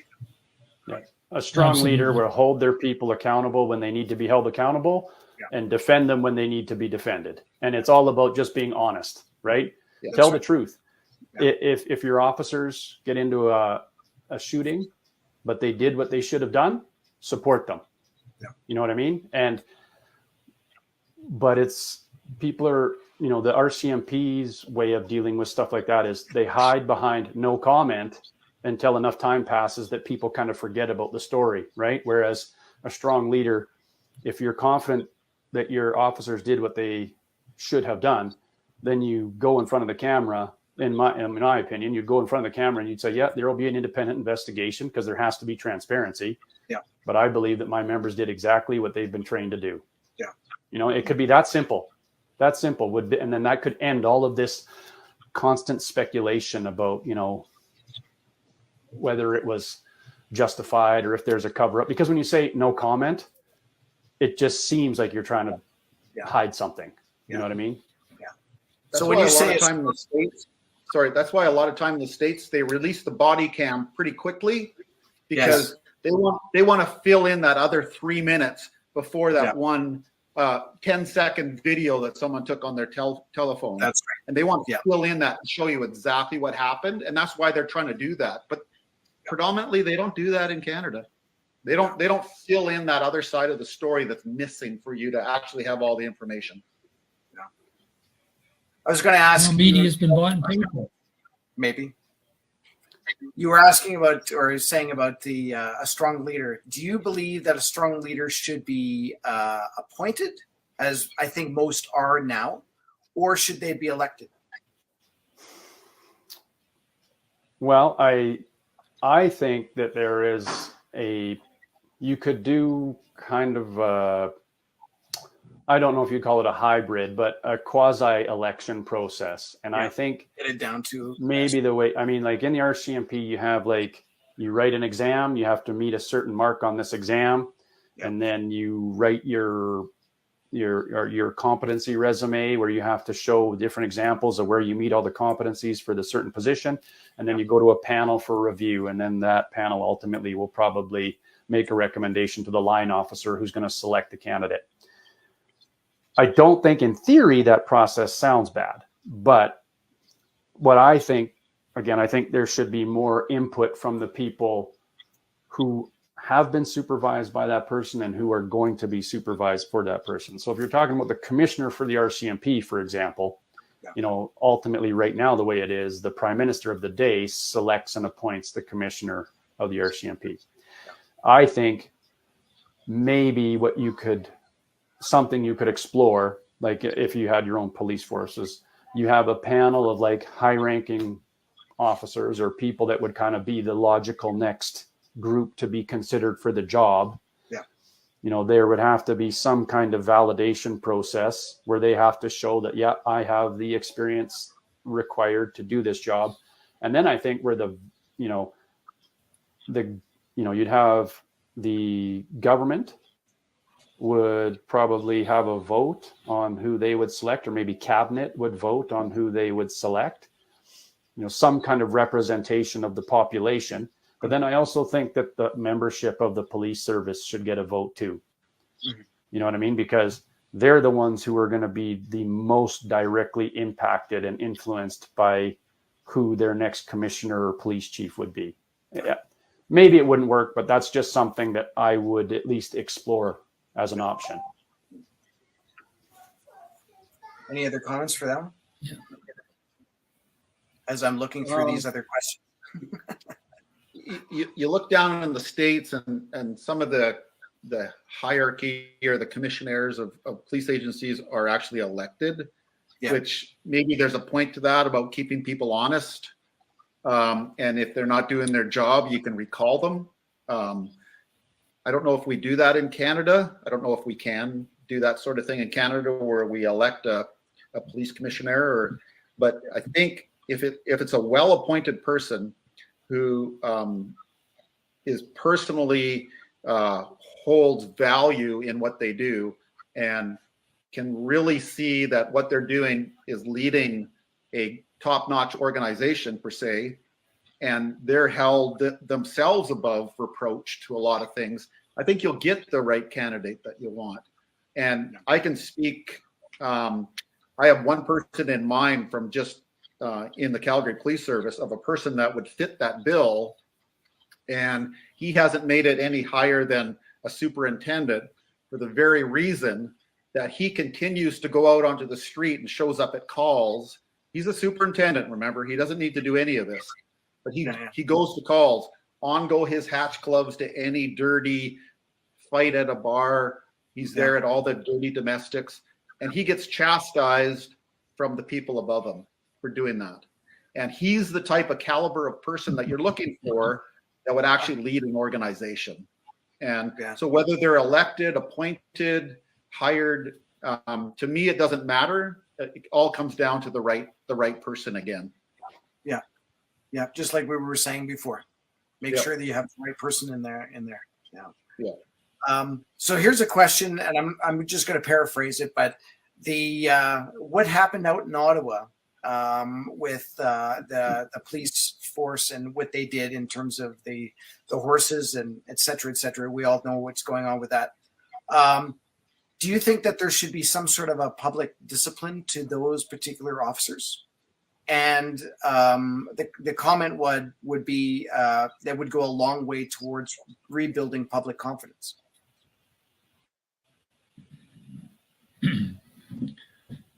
Probably would help, definitely. I think some of the things that I saw, I'd have taken those guys and I'd have kicked them right back to where they came from and said, okay, pack your bags. Yeah. But, it's so hard to say. The guys that are trained in riot troops and all that stuff, they've got their training. They're told, okay, now this is what you got to do. You got to protect this. They're given their specific orders of what to do.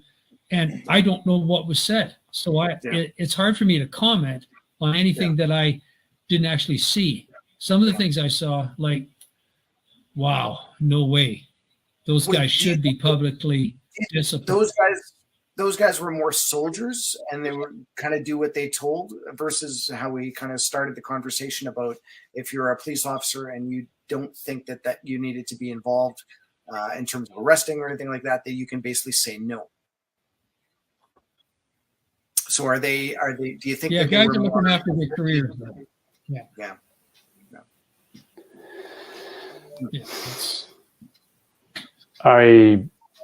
It's hard to there's we are and see. There's definitely a level of force was used by some officers against some people that I didn't see any justification for. Yeah. I kind of expected them to like push the line back and take territory, and then once they had taken enough territory, remove trucks and just kind of systematically work through it that way. Make more sense. Yeah. I don't think anyone would have had it wouldn't have elicited such a strong response and such a strong mistrust in the police. But it was the violent arrests and the horse trampling and those issues that made people think like, oh my God, I can't believe this is happening in Canada. Yeah. But again, like Darryl mentioned, we don't know what they were told in those briefings, right? Like, I think there was some effort to kind of get at that during the public order inquiry, but I don't think we ever got any real satisfactory answers about, okay, what intelligence do you have to justify this level of aggression? That's right. Right? Because one instance I can tell you, like when I saw videos of ERT members smashing windows in vehicles and then taking people out of vehicles at gunpoint, okay, if someone's refusing to get out of a vehicle, you might break a window to extract that person to effect an arrest. But to take people out at gunpoint, that's typically reserved for a high-risk arrest. Yeah. And typically, in my experience, it's when you believe the person could be or is armed, right? Like you have to have some kind of intelligence to indicate that person could be a threat to your life or to others. Yeah. Usually because they have a weapon that would justify like pointing a gun in someone's face. You know what I mean? Yeah. So, but we don't know. We don't know what they were being briefed on. And I mean, it doesn't sound like when you heard the police witnesses testify at the inquiry, you never heard anyone say that there was any evidence that they were any real credible intelligence that convoy protesters were armed or that they posed any real significant threat to national security. Yeah. However, You had Jody Thompson, the national security advisor to the PMO or the Privy Council, who has no law enforcement or intelligence experience at all, making up her own intelligence unit because she wasn't satisfied with what she was receiving from the RCMP, OPP, and CSIS, who are responsible for domestic intelligence. Yeah. So who knows? Who knows what they were being told? Because I know what my old team, those guys aren't mindless thugs, right? They're high performing members who really, really care about being professionals and being masters at their craft, right? Like we were when we did other operations back when I was still working, we always wanted to make sure that we were acting in a highly professional manner. Well, for a couple of reasons. Number one, our reputation was at stake. Yeah. And we also wanted other units to want to work with us, right? So that we would get more good operations out of it. And so they're not mindless thugs. So that leads me to believe like they must have been briefed on something that we are not privy to in order to have that kind of response. But will we ever know? I doubt it. And likewise, it could be totally untrue. It could be called out by someone in authority and said, this is what we know. And we'll, like you said, we'll never find out, but that's what they've been told. Yeah, I mean, as a former tactical guy, when I got my intel briefing before doing an operation, I didn't go up to the intel unit and say, show me the details on this, right? Yeah. You put faith in them that they're giving you accurate information. That's right. Yeah. Just like the CBC.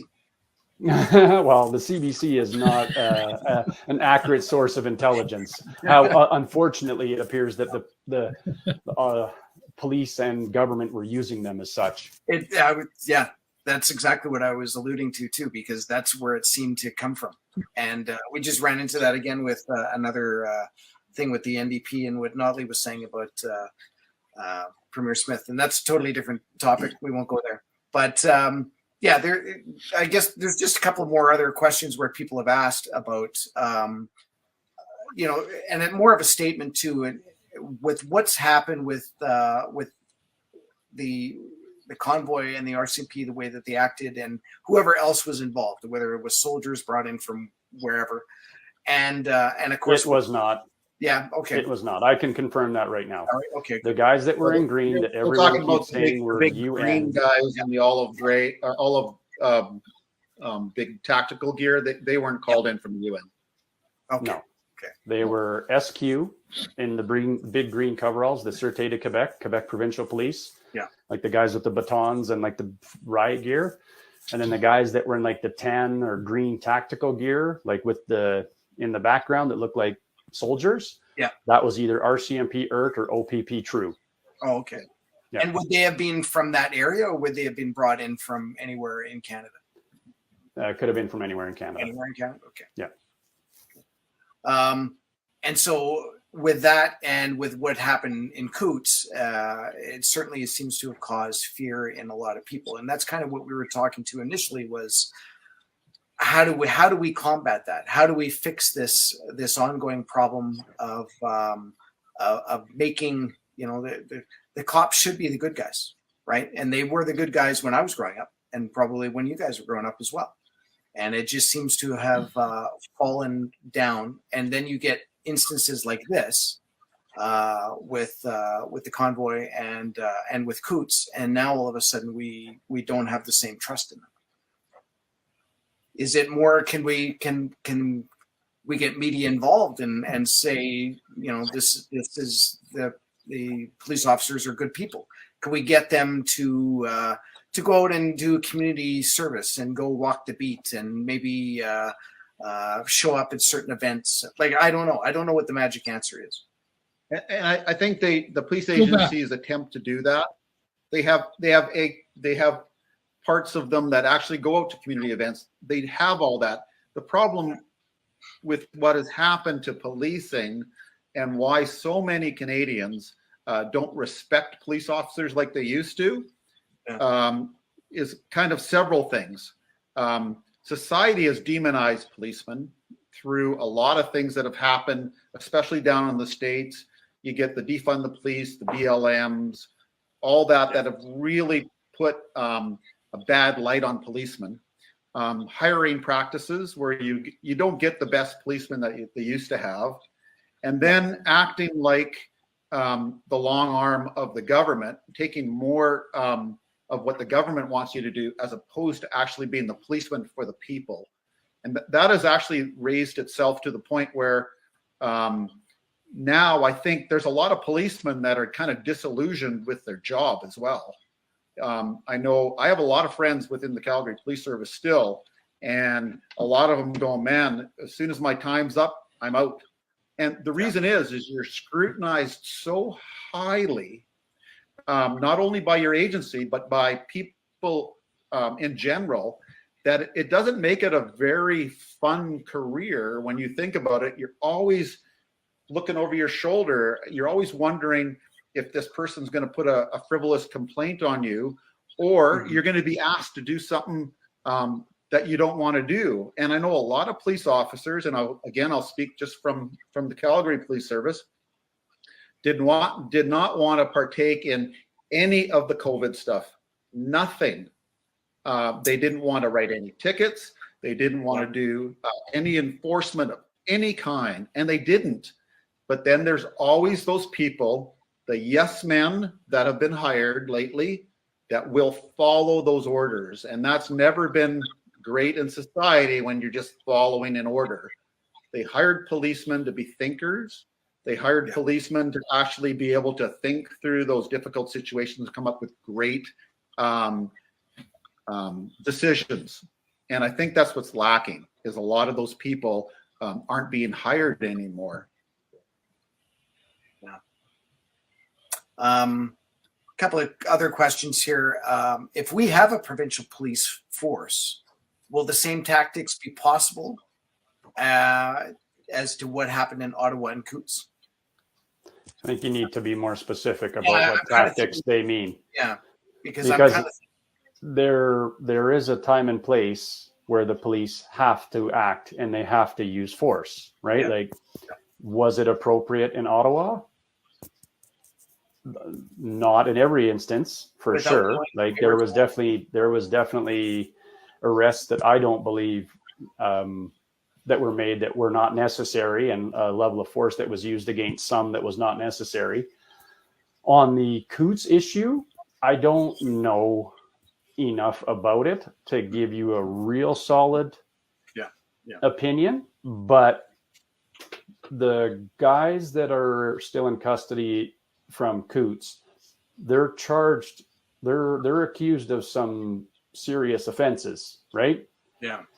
And I know I've heard lots of people say to me directly, oh, they're totally innocent. And I said, well, I don't know that. How do you know that? And no one has given me any real credible answer to prove their innocence. And I said, well, you can't really make that statement until the evidence comes out and is publicly available to scrutinize. But what I do know is that, there are groups that exist in Canada and all over the United States that do deliberately try to look for opportunities to harm police officers. Mm-hmm. I knew that before COVID was a thing. I had received debriefings on groups like that from Alberta that had, they had weapons and they had, training sessions. And so those groups do exist. So I don't know. I don't think people should automatically assume that it was a setup, because that is an extremely high risk thing for a police agency to be involved in. I've never seen anything in my career to suggest that the RCMP would go to the lengths of setting people up for that kind of offense. Because if they were to be found out, it would absolutely destroy all credibility of the force, right?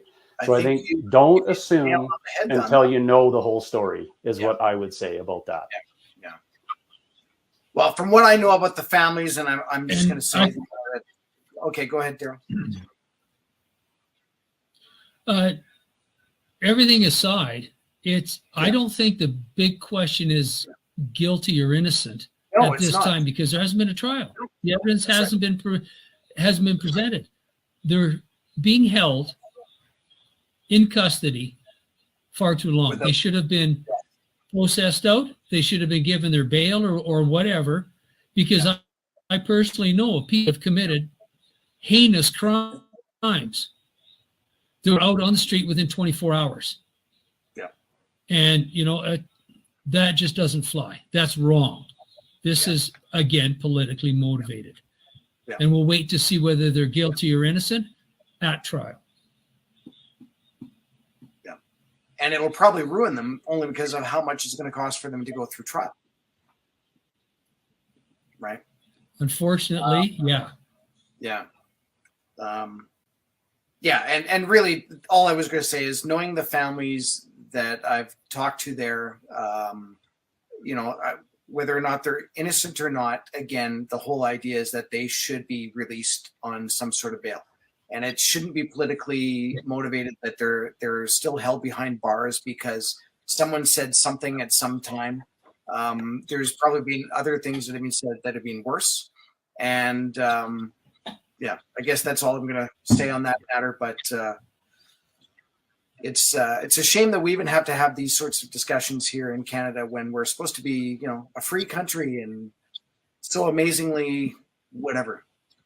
And then, so to bring it back to APP, well, the reason that we do these APP webinars is basically to talk about topics that are hot topics in terms of what would we do if we were our own sovereign nation, independence, or even get a better deal within Canada. And talking about the Alberta police force and how that would possibly be done is just a few things that need to be done, even in terms of taxation and in terms of just how life would be better. How would our energy sector work if we were just on our own? So it's just one part. And if there's anything else you guys want to kind of wrap up with in terms of what do you think in terms of a police force in Alberta, or like anything that we may have not touched on? Because we've touched on a lot of stuff. I think we've pretty much covered the whole gambit there, right from political prisoners to recruiting. So I personally think a provincial police force is warranted. I think it's something we should have. Yeah. I fully believe in it. Yeah. Yeah. I think one other thing that I would be looking to address if I were if you're the premier of Alberta and you want a provincial police force, or Alberta decides as a population to go with a provincial police, is just communicate clearly, right? Honest, open communication and clear expectations. Yeah. Because like Brian and Darryl and I, we've all mentioned the expectation that you're going to do more and more with less. That's what leads to burnout. That's what leads to the high attrition rates and the need to get more and more people. And then maybe that snowballs into, well, you need so many people that you can't select only the best quality people. You need to have clear priorities for your police service. These are our identified priorities. You have to have like your 2 or 3 main ones, because if you got 10 of them, well, it's just too much. You're not going to have the resources to do it all. Yeah. But then that expectation has to be communicated not just to the police, but to the public.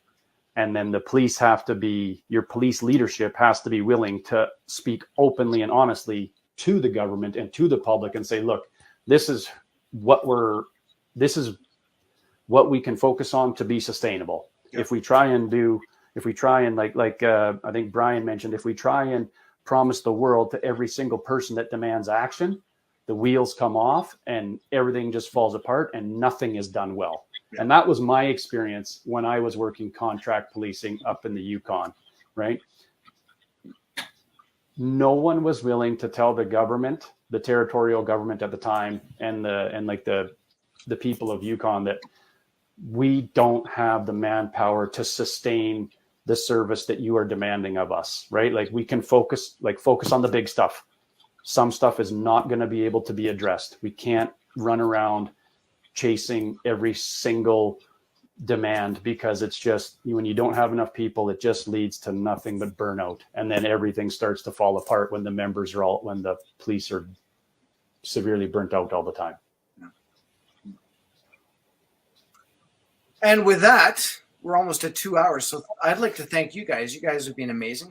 Darryl, Danny, Brian, thank you again for even offering to come on. I know it's 2 hours out of your life, but I'm everybody that watches and listens, they certainly appreciate any time that we do something like this. And so thank you very much again. We do these APP webinars every Wednesday, and with new speakers and of course new information. And we do have the next 2 or 3 Wednesdays booked, but we're always looking for new topics as well. So if you have any topics that you would like to submit, please go to the Alberta ProsperityProject.com website and submit those. I'd also like to acknowledge our volunteers, which are our greatest commodity in APP. And without volunteers, we wouldn't be able to do this. And of course, we even have a couple of volunteers working backstage, kind of organizing all this. So thank you so much. And with that, I think I'll just wrap it up and wish you guys, again, thank you so much for coming out. And hopefully we'll see you at an online or ideally an in-person APP event. I know I really enjoy the in-person ones, because it's not just what you see on the screen. It's actually talking to people before and after. And usually there's coffee and cookies involved too. So that helps me too. So, but with that, thank you so much, guys. And maybe we'll do this again and in a couple of months or something, and see how much closer we are to actually being able to do this.